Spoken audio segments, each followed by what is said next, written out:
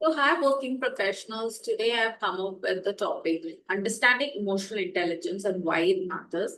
Let me just to briefly introduce myself. I'm Deepthi Kuriachan, and I help working professionals turn from undervalued, underconfident to confident, influential, promotion-ready leaders through my system, workplace growth system. And welcome to my community, Synergy Nexus Collective. Okay, now.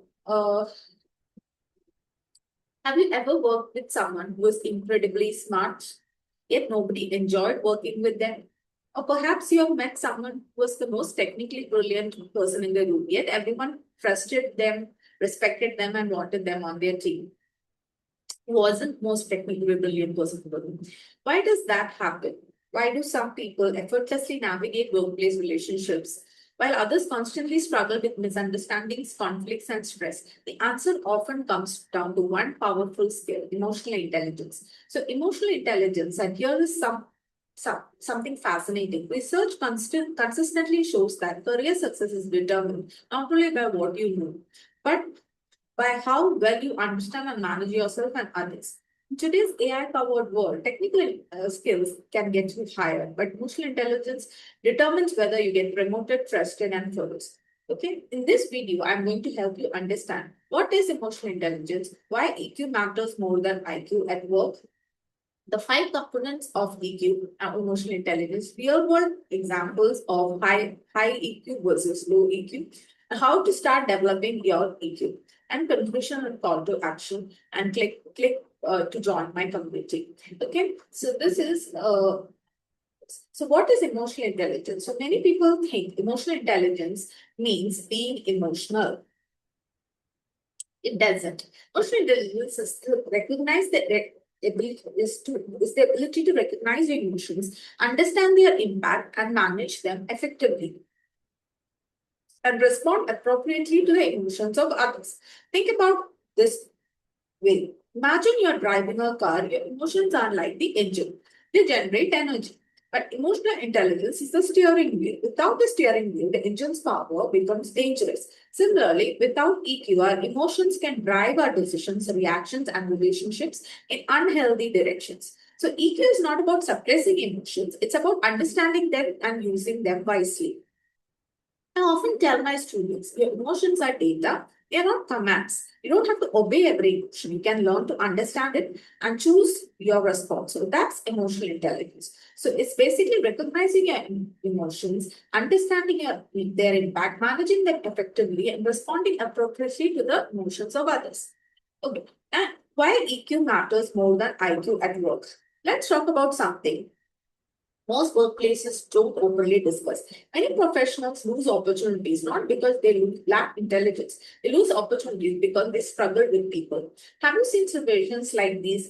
A brilliant employee who cannot handle feedback, a talented manager who struggles with conflict, a skilled professional who cannot communicate clearly. So, a leader who creates stress instead of inspiration, the issue isn't competence.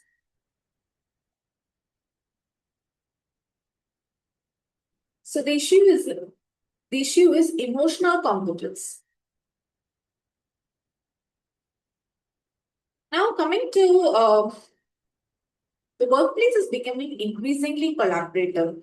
Projects require teamwork, and innovation requires communication. So, leadership requires influence, and influence requires emotional intelligence. As AI automates more technical tasks, human skills become even more valuable. The future belongs to professionals who combine AI and EQ. That is why I'm contributing to this particular movement, AI plus EQ addiction. Technology amplifies productivity. Emotional intelligence amplifies human impact. Leaders who master both will survive. Now, coming to the five components of emotional intelligence. The five components of emotional intelligence are self awareness, self regulation, self motivation, empathy, and social skills. Okay, so what is self awareness? So, self awareness means understanding what you're feeling and why. Example, you're irritated during a meeting. Low self awareness, you snap at your colleague. High self awareness, you recognize you are stressed because of a deadline and consciously choose your response. So self awareness is the foundation of emotional intelligence. You cannot manage what you do do not understand. So the reflection question is, how often do you pause and ask yourself, what am I feeling right now? Okay. Next is self-regulation. Self-regulation is your ability to manage emotions effectively. Imagine receiving harsh criticism. Low EQ response, defensive and impulsive, reactive, argumentative, high EQ response, curious, calm, open to understanding. The self-regulation doesn't mean becoming emotionless. It means responding instead of reacting. Remember, reaction is automatic and response is intentional. Now, coming to self motivation, mostly intelligent people are driven by purpose, growth, and values. They don't depend solely on external rewards. When challenges appear, they remain committed because their motivation comes from within. This is especially important for leaders. People follow leaders who are inspired, not merely ambitious. Now, coming to empathy. So, empathy is the ability to understand another person's perspective and emotions. It is one of the most misunderstood skills. Empathy does not mean agreeing with everyone. Empathy means understanding before judging. Imagine a team member misses a deadline. Low EQ response. You are irresponsible. High EQ response. I'd like to understand what happened. One response creates defensiveness, the other creates dialogue. The empathy builds trust, and trust builds influence.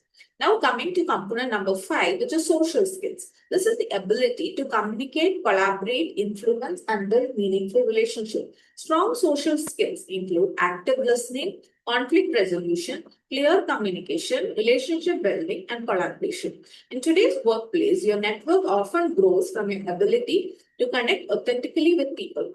People remember how you make them feel. Now, coming to real world example of high EQ versus low EQ. Now let's compare two managers. Manager A with low EQ. An employee makes a mistake. Manager A immediately criticizes them publicly. Okay, the employee feels embarrassed. Trust decreases, morale drops. The team becomes fearful. Eventually, performance declines. Now, manager B with high EQ, an employee makes a mistake. Manager B addresses the issue privately. They focus on learning rather than blame. The employee feels supported, trust increases, the team becomes more innovative because people feel psychologically safe. The difference, not intelligence, not technical expertise, emotional intelligence. So here is another example. Two professionals receive negative feedback. Professional 1 feels attacked, becomes defensive, stops listening. Professional 2 feels uncomfortable but remains curious. Learn from the feedback, improves performance. Who is more likely to grow? The second person, because growth begins where defensiveness ends. Now, EQ's impact on leadership and teamwork. The best leaders I've observed share one common trait. They understand people. They understand that every team member has different fears, different motivations, different communication styles, different strengths. Leadership isn't about controlling people. It's about connecting with people.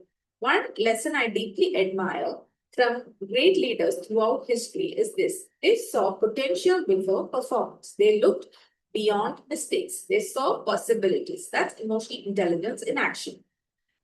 Teams don't thrive because of processes alone. Teams thrive because people feel understood, respected, and valued. And that begins with emotionally intelligent leadership. Now, how to start developing your EQ? The good news, emotional intelligence is not fixed. It can be developed. Here are three simple practices. Practice 1, daily emotional checking. Ask yourself, what am I feeling? Why am I feeling it? And what is this emotion trying to tell me? Practice 2, pause before responding and trigger, pause, breathe, reflect. Choose your response intentionally. A few seconds can prevent hours of conflict. Practice 3, listen to understand. In your next conversation, focus less on replying, focus more on understanding. Ask, can you tell me more? What makes you feel that way? Those simple questions can transform relationships. Now, conclusion and call to action. So here is what I want you to remember. The future is not about choosing between AI and EQ. It's about mastering both. AI may help us work faster, but EQ helps us work better. The professionals who will lead the future are not necessarily the smartest. They are the ones who understand themselves, understand others, and will trust wherever they go. That's the foundation of a good leader. That's the foundation of collaboration. That's the foundation of lasting success. Now, I'd love to hear from you. Which of the 5 emotional intelligence components do you feel is your greatest strength and which you would like to improve? Share your answer in your comments below. And if this video helped you, like, subscribe, and join me on this journey of becoming an emotionally intelligent leader in the age of AI. Until then, keep growing, keep leading, and keep transforming lives through EQ. And click the link or search for private FB community Synergy Nexus Collective for more videos. Thanks. Thank you.